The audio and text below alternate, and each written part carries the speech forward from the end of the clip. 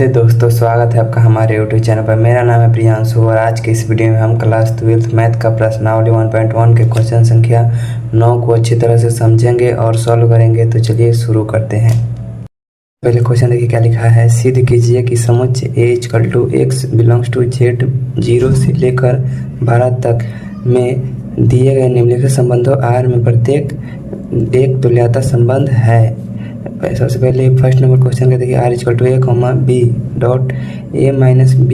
जो 4 का एक गुणज है। तो सबसे पहले फर्स्ट क्वेश्चन लिखेंगे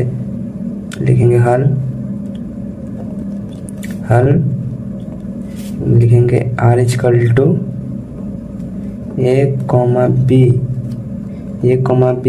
डॉट A-B का मोड जो 4 का एक गुणज है। 4 का एक गुणज है। 4 का एक गुणज है। सबसे पहले हम चेक करेंगे समतुल्य संबंध है ना। तो सबसे पहले समतुल्य संबंध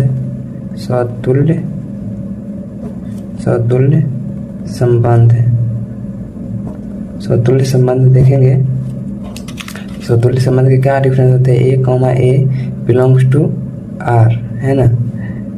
तो इसका पहले इसका चेक करेंगे तो लिखेंगे A माइनस ए बराबर क्या होगा। A बराबर 0 तो 4 का गुणज है। देखें 0 4 का एक गुणज है।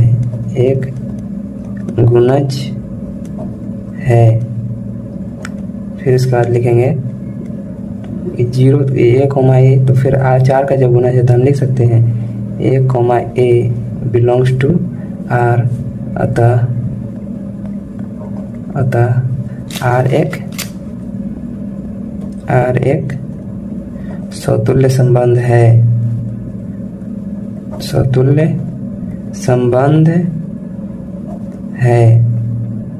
R एक समतुल्य संबंध है।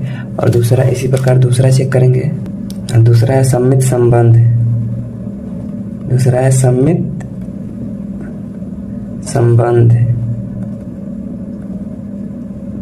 सममित संबंध में लिखेंगे यदि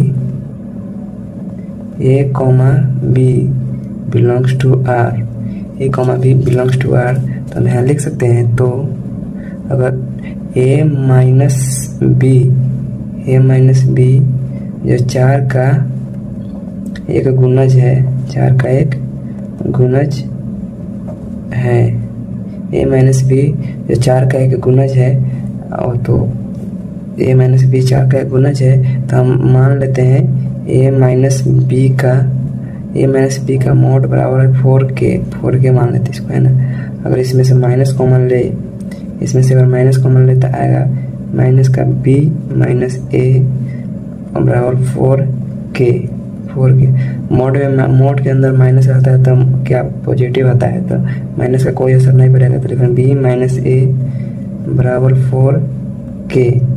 तो हम ऐसा लिख सकते हैं कि B मोड में B माइनस A जो 4 का एक गुणज है।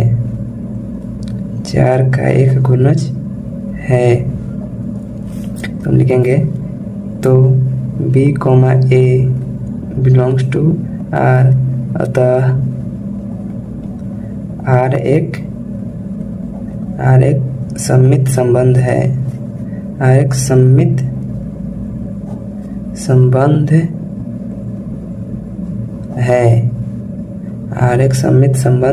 है। इसी प्रकार तीसरा चेक करेंगे संक्रामक संबंध देखेंगे। संक्रामक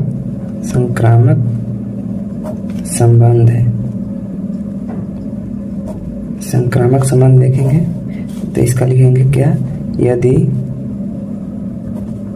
A,B बिलोंग्स टू R तथा B,C बिलोंग्स टू R तो लिखेंगे तो अगर A-B 4 का एक गुणज है, 4 का एक गुणज है तथा B माइनस सी 4 का एक गुणज है। b माइनस सी 4 का एक गुणज है, तो लिखेंगे अगर a माइनस बी बराबर 4 K1 मानते इसको, 4 K1 माना है ना, तथा b मॉड में b माइनस सी को 4 K2 माना, 4 K2 माना। अगर मोड हटाते हैं तो पॉजिटिव निगेटिव आता है, तो लिखेंगे तो a माइनस बी बराबर प्लस माइनस 4 K1, इसको समीकरण 1 मान लेते हैं, तथा b माइनस सी बराबर प्लस माइनस 4 K2, इसको समीकरण 2।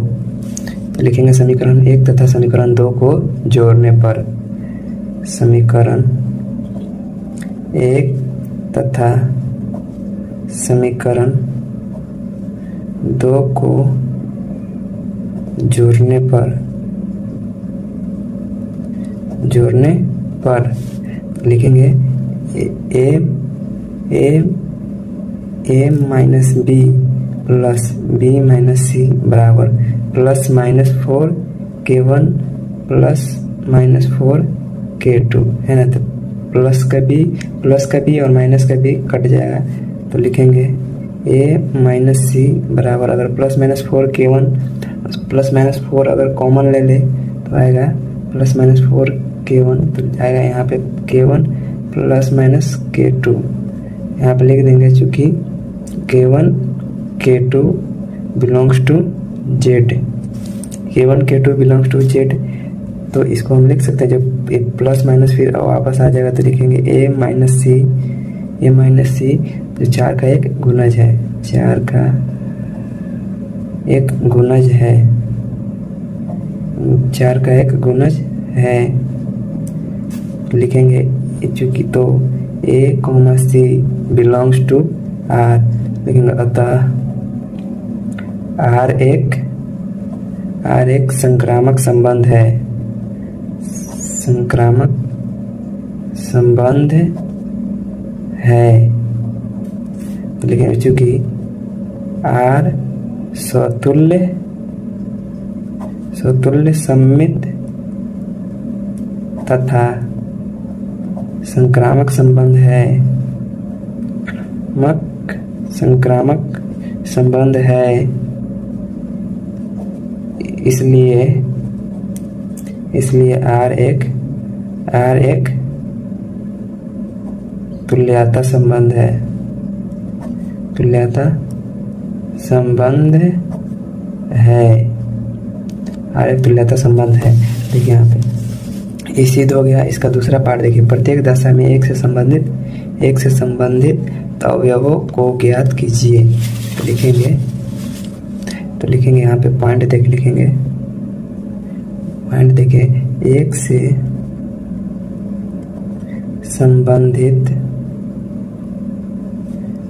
संबंधित तत्वों का समुच्चय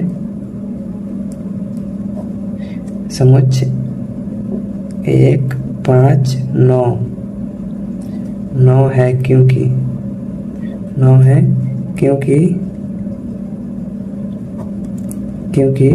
देखिए यहाँ पे लिखेंगे और मोड में 1 माइनस 1 का मोड बराबर 0, इधर 4 का एक गुणज है, 4 का एक गुणज है, और लिखेंगे 5 माइनस 1 का मोड 4, ये भी 4 का एक गुणज है, 4 का एक गुणज है, 4 का एक गुणज है। और फिर यहाँ पे 9 है, 9 का भी लिखेंगे, 9 का भी लिखेंगे, तो 9 माइनस 1 8, ये भी 4 का एक गुणज है, ये भी 4 का एक गुणज है। तो आप पूछेंगे 9 ही तक क्यों लेना, 9 ही तक क्यों लेना, आगे क्यों नहीं ले सकते। देखिए यहाँ पे दिया हुआ है 0 से 12 तक के बीच में लेना है ना, 0 से 12 तक के बीच में लेना है, इसीलिए हम लोग इतना ही तक लेंगे, है ना, इसलिए हमने 9 तक ले लिया है ना। इसका दूसरा पार्ट सोल्व करेंगे। तो दूसरा देखिए, R equal to A comma B dot A बराबर है बी का, ए बराबर है बी का, ए बराबर बी का। तो लिखेंगे यहाँ पे सबसे पहले इसका भी पहले लिख लेते हैं, उसके बाद चेक करेंगे। इसका पहले लिख लेते हैं समीकरण, R equal to A comma B dot A बराबर है बी का, है ना, ए बराबर है बी से। तो इसका चेक करेंगे, समतुल्य संबंध है, समतुल्य संबंध है। समतुल्य संबंध में क्या इसका क्या, ए बराबर है ए, बस हो गया, ए बराबर है ए का।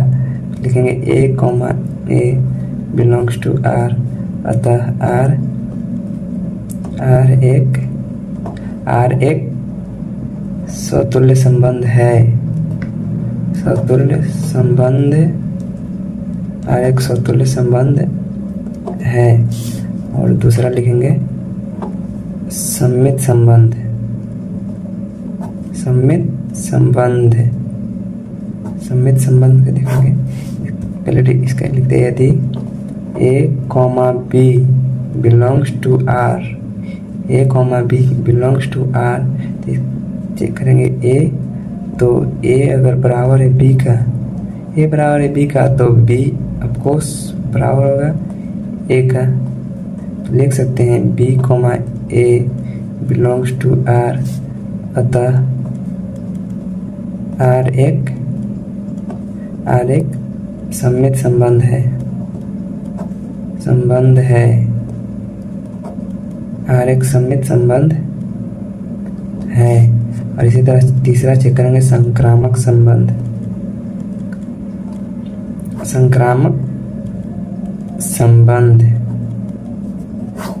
लिखेंगे यदि A comma B belongs to R तथा B comma C belongs to R, तो अगर ए बराबर है बी का तथा बी बराबर है सी से, है ना, ए बराबर है बी से, बी बराबर है सी से, हम ऐसा कह सकते हैं ए बराबर है सी से।